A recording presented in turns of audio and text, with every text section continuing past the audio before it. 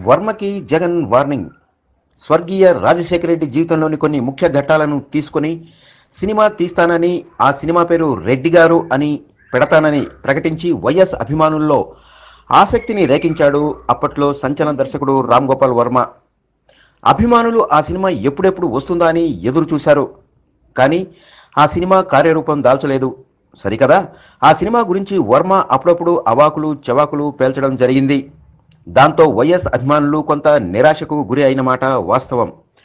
రామ్ గోపాల్ వర్మ పద్ధతి చికాకును కలిగించడంతో అప్పుడు YS Jagan వర్మకి strong warning కూడా ఇచ్చాడు. ఆ తర్వాత రెడ్డి గారు అనే ప్రాజెక్టును వైఎస్ అభిమానులతో సహా అందరూ మరిచిపోయారు. వర్మ కూడా ఆ ప్రాజెక్టు ఊసు ఎత్తలేదు. అయితే ఇప్పుడు వర్మ మరోసారి వార్తల్లోకి ఎక్కాడు. వైఎస్ జగన్ మీద సినిమా తీస్తానని ప్రకటించాడు. దీనికోసం జగన్ని కూడా కలవనున్నట్లు చెప్పాడు వర్మ.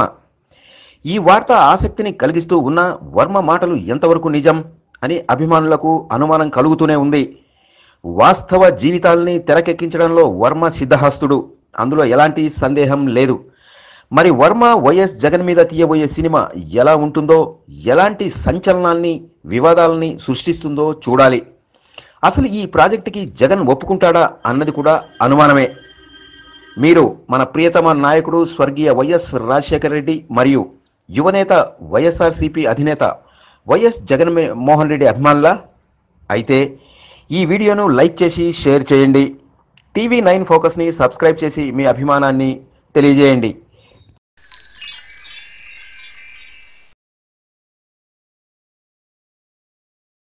మరిన్ని ఇంట్రెస్టింగ్ అప్డేట్స్ కోసం టీవీ9 ఫోకస్ని సబ్స్క్రైబ్ చేయండి.